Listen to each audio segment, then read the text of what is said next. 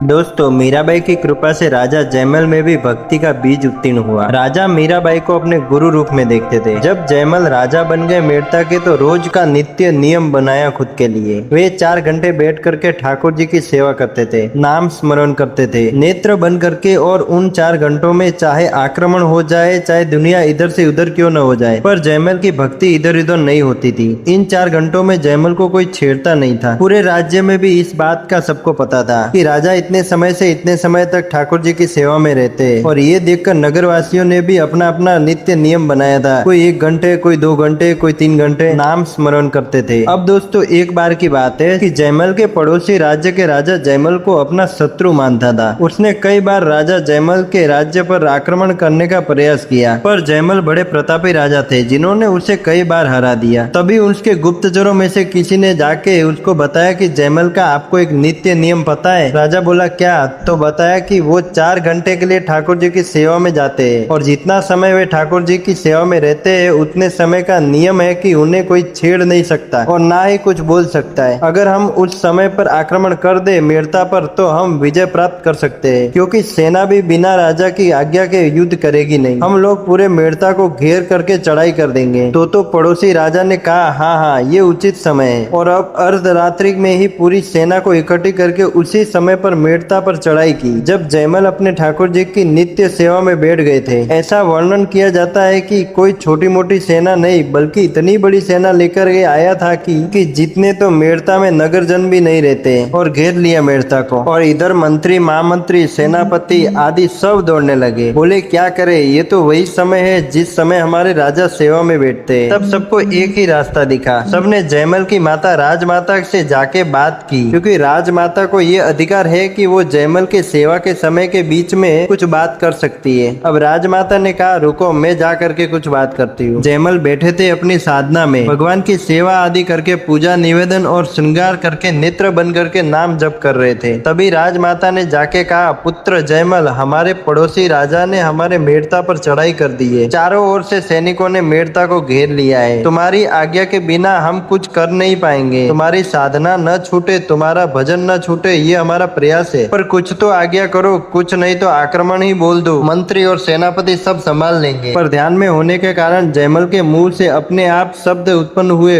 बोले, हरि जाने सब जनन की पीड़, अर्थात हरि ही सब लोगों की पीड़ा समझते हैं, और हरि हमारे रक्षक है, तो हरि ही हमारी रक्षा करेंगे। मानो उन्होंने राजमाता को कह दिया कि आप चिंता मत करो, ठाकुर जी सब संभाल लेंगे। इतना कहकर जयमल फिर अपनी साधना में बैठ गए। ठाकुर जी के भजन को, ठाकुर जी के नाम को इतना श्रेय दे दिया कि अब तो ठाकुर जी भी खुद सोचने लग गए, एक क्षण नहीं लगेगा पूरे राज्य पर चढ़ाई होके जयमल हार जाएगा, पर फिर भी मेरा भजन नहीं छोड़ रहा है। मैं प्रसन्न हो गया जयमल की इस भक्ति से, इस भाव से, इस नियम से। तो अब जयमल ने अपनी माता को जो रक्षा का आश्वासन दिया है, तो मुझे रक्षा तो करनी ही पड़ेगी। श्याम वर्णन के प्रभु श्री राम पीली पीताम्बरी पहने, गले में सुगंधित वैजंती माला पहनी है, सुंदर सुंदर आभूषण पहने, सर पर मुकुट पहना है, जैसे एक राज योद्धा की तरह कवच धारण करके, अपने खंभों पर धनुष लगा के, पीछे बाण सजा करके तुरंत गए। और जयमल के इस श्वेत अश्व को, जिस पे सवार होकर जयमल युद्ध करता था, उस घोड़े पर प्रभु श्री राम बैठ करके घोड़े को महल के छत पर खड़ा कर दिया, और चारों ओर दृष्टि घुमा करके श्री राम ने देखा, और ऊपर से ही कूद पड़े रणभूमि में। पर दोस्तों, प्रभु श्री राम ने एक भी बाण नहीं चलाया। बस उनकी छटा देख करके, नैनों के कटाक्ष देख करके, उनके आव भाव देख करके, जितनी सेना लेकर के पड़ोसी राज्य आया था, वह देखते ही देखते जैसे मूर्छित होने लगी, और ऐसे ही सारी सेना ध्वस्त हो गई। युद्ध का तो सवाल ही नहीं उठता है। तो प्रभु श्री राम फिर महल जाकर के घोड़े को उसकी जगह पर छोड़ दिया, और अपनी जगह पर वापस व्यवस्थित हो गए। और यहाँ जैसे ही जयमल की सेवा के 4 घंटे का काल पूरा हुआ,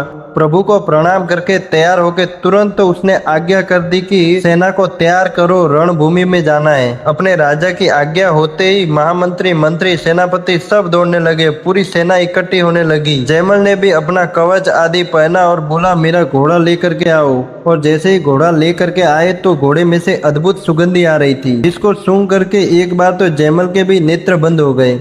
तो जयमल जी ने घोड़े की स्थिति देखी कि उसके पैरों के खोरों में मिट्टी लगी हुई है, इसकी श्वास बहुत तेज चल रही है, ऐसा लग रहा है मानो ये दौड़ करके आया है। थोड़ी देर तो कुछ अनुभूति सी हुई और उसके बाद जयमल ने कहा विलंब नहीं करना है, दूसरा घोड़ा लेके आओ, नहीं तो चढ़ाई हो जाएगी। जैसे ही दूसरा घोड़ा ले करके सेना ले करके आगे बढ़ा तो दुर्ग का मुख्य द्वार खुला और बाहर आकर के क्या देखा, असंख्य सेना है पर सारी सेना मूर्छित अवस्था में पड़ी है। सबके अस्त्र शस्त्र जमीन पर पड़े हैं। ये देख जयमल सोच में पड़ गए, क्या ये कोई षड्यंत्र है? ये सब हमसे लड़ क्यों नहीं रहे? जयमल जी ने अपने सैनिकों से कहा देखो इन्हें। सैनिकों ने देखा तो कहा ये घायल नहीं है महाराज, इनको एक भी बाण नहीं लगा है, एक भी तलवार नहीं लगी है, सबकी श्वास चल रही है, पर पता नहीं ये मूर्छित अवस्था में क्यों है। तो जयमल ने आगे पीछे और देखा कि जो पड़ोसी राजा चढ़ाई करने आया था वो कहाँ है। सही से देखा तो वो भी अपने रथ पर मूर्छित अवस्था में ही पड़ा था। जयमल तुरंत उसके पास गया और उसे रथ से नीचे उतारा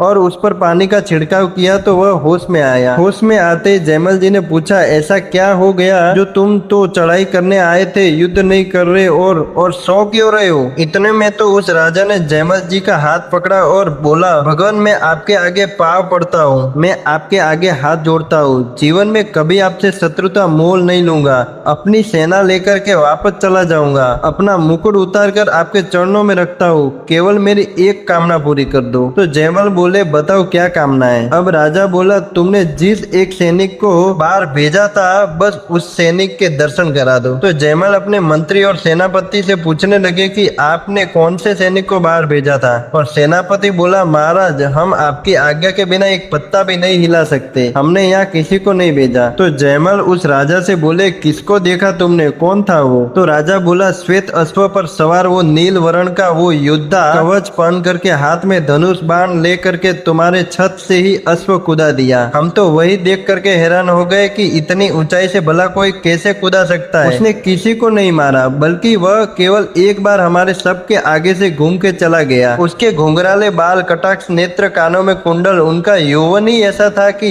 जिसे देख हम सब मूर्छित हो गए। अब बस एक बार उस सैनिक से मिलवा दो। इतना सुन करके जयमल जी के नेत्र सजल हो गए क्योंकि वह पहले से जो जो सुना और देखा उसकी कड़ी से कड़ी जोड़ने लगा। वो घोड़े के पैरों में मिट्टी लगी हुई, घोड़े पर अद्भुत सुगंधी, वो उसकी तेज स्वाद चलना जैसे कोई उस पर सवार होकर आया हो। कहीं ऐसा तो नहीं हुआ कि जब मैं भजन में था तब माता ने युद्ध की आज्ञा मांगी थी और मैंने बोला था सब हरि पर छोड़ दो, तो कहीं ऐसा तो नहीं कि हरि ने ही रक्षा की हो। अब जयमल तो उस राजा के पैरों में पड़ने लगा, सब सैनिकों के पैरों में गिरने लगा। बोला ले जाओ मेड़ता को। तो वह राजा बोला ऐसा क्यों बोल रहे हो जयमल? तो जयमल बोले वह कोई सामान्य व्यक्ति नहीं था, वह तो साक्षात जगत के नाथ प्रभु श्री राम आए थे। अरे तुम तो धन्य हो, मैं तो उनकी भक्ति करता हूँ, साधक हूँ, फिर भी कभी प्रत्यक्ष नहीं देखा, पर आपने उनका प्रत्यक्ष दर्शन किया है। अब जयमल जी उस राजा के सैनिकों से पूछ रहे कि कहाँ कहाँ से घोड़ा चला था। तो सबने बताया यहाँ से चला था, यहाँ से धनुष दिखाकर हमको डरा रहे थे। इतना सुनते ही जयमल जहाँ जहाँ प्रभु ने घोड़ा चलाया था वहाँ वहाँ पे पथ पर देखने लगा। देखते देखते जयमल को स्वर्ण का कुंडल मिला। वह कुंडल वही था जो जयमल के निज श्री राम की सेवा करते थे, उन्हीं के कानों का कुंडल। जयमल तुरंत गए अपने महल, ठाकुर जी की प्रतिमा को देखा। प्रतिमा के एक कान में कुंडल था पर दूसरे कान में नहीं था। ये और प्रमाणित हो गया कि युद्ध करने ठाकुर जी ही गए थे और जो राजा मेड़ता पर चढ़ाई करने आया था वह सदा के लिए मेड़ता का दास बन गया, जयमल जी की सेवा में लग गया। दोस्तों ऐसी ही भाव विभोर लीलाएं सुनने के लिए हमारे चैनल को सब्सक्राइब जरूर करें।